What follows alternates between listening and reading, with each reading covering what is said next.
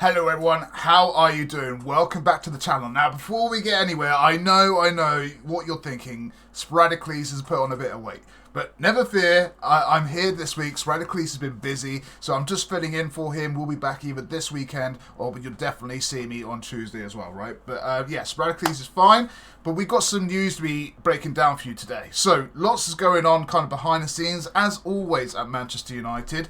There's players coming in, we've got a Legends match on the way, we've made more hirings in the staff front. So, let's kind of break down what's been going on, right? Let's start with the hiring of Sam Erik. Now, who is Sam Erik, I hear you cry? Now, Sam Erik spent 11 years at City. First as the head of sports science, and then as the head of human performance, whatever that means. But now he's been hired for Manchester United as the new, just double check, the new performance director. So I don't know exactly what that role entails. It seems like some of these have been kind of made up, but I mean, the whole sports science thing is a vast genre of topics and categories where you can excel at, right? I've done a little bit of sports science when I was at college, and there are many genres within that field. So the fact that we've got in Sam Erik, who I would assume is pretty much best in class at what he does. I mean, he's not only worked at City for 11 years, but then he's also worked in America for the New York Knicks at the NBA and MSG sports course. So he's been doing a lot for a long time with the side of performance, right? So I don't know where he's going to fit in the hierarchy at Manchester United, but it's a very promising sign. I think we've only signed him until the end of this year, so it's a short-term deal. Maybe he just wants to test the waters and see what the club is like, and maybe we'll extend it even further. But it's promising that we're bringing in these right people that are obviously very well educated, they're experts in their field. I think it's encouraging that we're continuing to bring people in, like Omar Barada, like Jason Wilcox, like Dan Ashworth. There's so many hirings that we've made over the last 6 months alone. This is again another promising sign. I don't know how long it's going to take for his work to take effect. Maybe it comes in straight away. Maybe it doesn't happen till Christmas. Maybe towards the second half of the season. I have no idea. But I think on a Manchester United fan base front, it's promising to see that we're still bringing in the best in slot members of staff into our club to try and get the best out of our players. I think it's very encouraging. So I can't say I know a whole bunch about him or how he goes about his job. I just think it's very exciting, right? He's obviously still pretty young. He's worked with the England group. So yeah, I think it's exciting.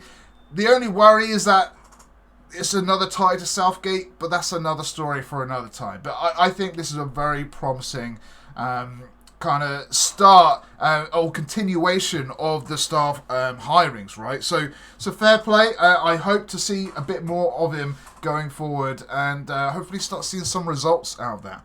Now, another thing that's kind of happened, I've been talking about the youngsters coming through, because that's so exciting. The fact that we've obviously got Lenny Yoro, who's best in class. We've got Sekou Kone, who's now been confirmed. But we've even got more youngsters coming through. So Chido Obi Martin is another one that's still yet to be confirmed. I've been talking about him for weeks now. James Overy is on his way, as well as Samuel Luceo. So there's just so much change and revolution happening in our club.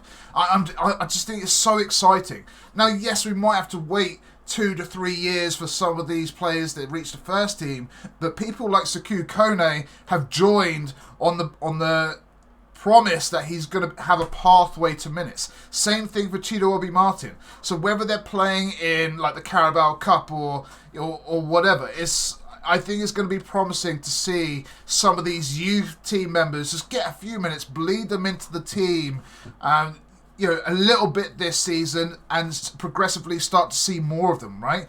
But there are literally 10 to 12 youngsters promising youngsters, potential world beaters coming through the ranks of Manchester United. And that's not even mentioning the likes of Shea Lacey and Toby Collier, who are coming through at the moment. It's just very exciting. We haven't seen this many youngsters come through in a long time. I don't want to say the class of 92 because that was just a complete one-off, but we do have probably one of the best youth academies on the planet at the moment, and they're all chomping at the bit to get into the first team. So I think it's a very promising sign. I can't wait for these 3 signings to get ratified by the Premier League, and so maybe they can get put into certain youth academies and just start settling into the club, right? Because it's a massive club. I think was it Chido Obi Martin? I think he got played a little bit for Denmark. I think he got a couple of minutes there, and he's like he needs more minutes, and it's been a couple of months now since he's not been able to play football because the whole Premier League ratification process is taking a little bit longer. But yeah, again, it seems every week or two we're hearing about more talented youngsters coming into the club. And again, it's exciting. People say, why would you go to Manchester United? If you're 28, 29 years old, you know, like a Radamel Falcao and stuff like that, why would you come to United? Because you're just going to end your career at the club. Like, we're killing careers is what people are saying, like Casemiro. But the truth of the matter is, we do offer these minutes to these young players more so than any other club. And that is exciting.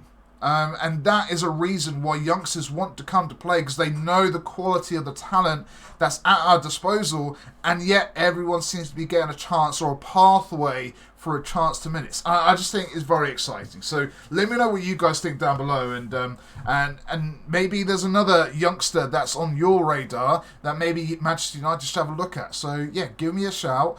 Who do you think we should go after next? And what do you think of our current youth setup? I think it's very exciting, especially with Sam Erik coming into the club as well. It's good times on the youth side of things, right? So yeah, obviously, yeah, the club has had a rough start in the Premier League for the men's. Still positive. Obviously, there are issues. There are problems we need to iron out. We've got players to come back from injury. We've got players yet to play for us from signing. So, yeah, let's just not go too crazy too soon. Let's not call for Ten Hag out. I understand the frustrations of everyone, but I don't understand why people are calling for Ten Hag out when he's literally just signed an extension. It will cost the club more to get rid of him than what it's worth, and there are rumours that we're going to get deducted points anyway. I don't really want to talk about that for the moment because it's all kind of rumours, but when something concrete comes out about that, I'll definitely be talking about it. But yeah, I think it's a real good time overall. We just need to just give everyone else a bit of space, a bit of time, give them time to gel. We're not going to be world conquerors within the next 12 months, but we want to see progress, right? We want to see goals. Like, getting goals scored at the moment is a real worry, right? But that's down to a lot of things. Let's see where we are at Christmas. Let's see where we are. If we can get ourselves in a decent position to challenge for silverware, that's all we're kind of looking for. We want to, this season anyway, we want to try and be as close to the top as possible. We want to be challenging for silverware. So yeah, let's kind of see how we go with that. But as frustrating as watching Man United have been of late, I'm really excited for tomorrow's match. But Saf, it's an international break. What are you on about playing tomorrow? Well, there is a Legends match tomorrow. So Manchester United Legends versus Celtic Legends. Saturday, Saturday 7th at 2 p.m. So make sure you're up early. Make sure you're ready for this match. It's going to be a banger. If you've seen any of the Legends match previously, they're older, they're slower, but their touch never leaves them. We've seen with Beckham a few years ago. Scholes still pops up from now and then. All right, Gary Neville's probably the rule breaker in that one, but it is so nostalgic to see some of our favourite players ever to be still jumping onto the pitch. And yeah, there's just a whole bunch of players that are going to be coming on. I'm just trying to see If I can get that squad, I swear I literally got... Oh, there we go. So there's a squad list that I've got. So the squad list for Manchester United for tomorrow: Anders Lindegaard. Who remembers Anders? I love that. Raymond van der Hauw. Man, his smile was so infectious. He was just such a great substitute for us, and he was always stepping up. And you never heard a bad word about him. And the fact that he's still interconnected with Manchester United for these matches just speaks volumes of what his personality, his character was like. So yeah, I think that's great. Kevin Pilkington.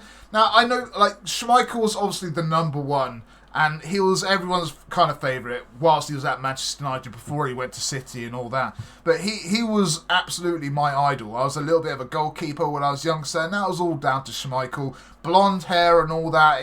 He was just so fantastic. But Kevin Pilkington was always there, on the sticker albums. He was literally always there.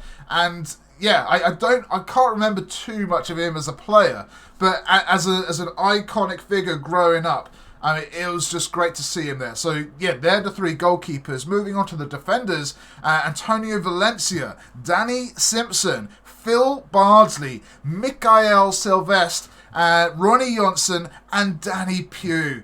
And just reading those names aloud just transports me back to the day, when I was a kid with those sticker collections, reading the Ryan Giggs skill books and stuff like that. And they are absolutely legends in their own right. And I'm really looking forward to seeing them play, put on their United shirt again. It's going to be amazing. Moving on to the midfielders: Darren Fletcher, Paul Scholes, Karel Poborski.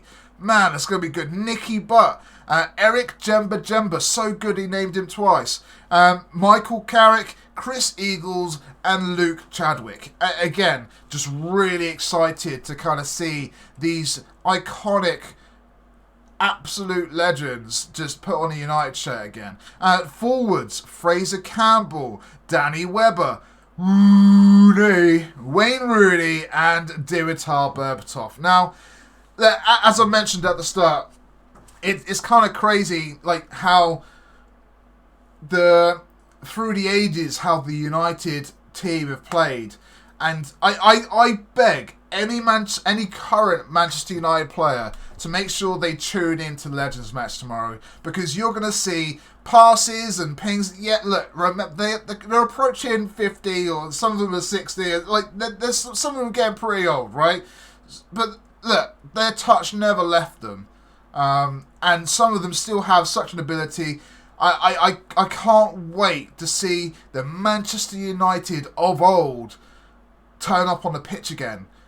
Even if it was just one 40-yard pass from Rooney, or one crunching tackle from Ronnie Johnson, or Nicky Butt just doing what he does in the midfield. I cannot wait. It's going to take me all the way back, and this is what I'm here for. So it's going to be I don't know, I can't remember the last time I'm really looking forward to watching United play. I'm here for it. I'm here for the nostalgia. I'm here for the excitement. And it's all for a great cause as well, right? So let me go through why they're getting involved and what's been going on. So, as far as I understand, let's see if I got this article up here. The cause. So in May 2022, the Legends match against Liverpool raised over 1.3 million.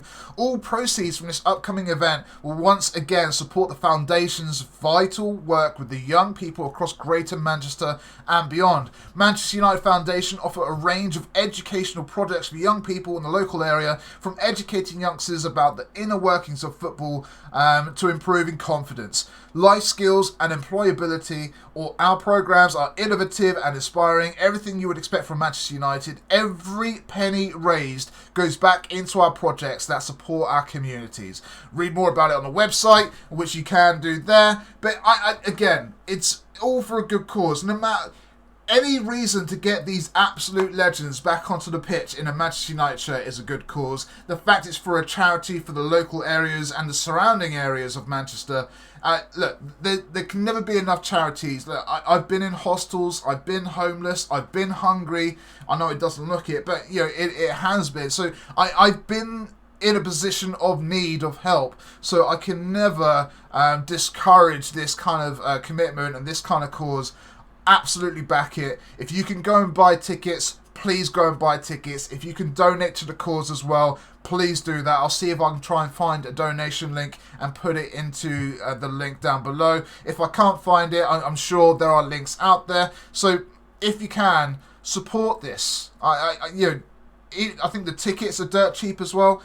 Get 2 children's tickets free when you buy 2 adult tickets for this unmissable fixture. Simply add the tickets to your basket and use the code MU Legends Family at the checkout. At the cost of the children's tickets will be deducted from your total, right? So if you're a mum and you're a dad, you've got a couple of kids, you're just paying for yourselves, right? The kids will be going free if you enter in the code MU Legends Family. I'm just so excited for this, and I want you to be excited too, to see Michael Carrick on the pitch again. And most of these guys stay relatively fit. I'm really worried about Wayne Rooney though. He's not, he was never one to.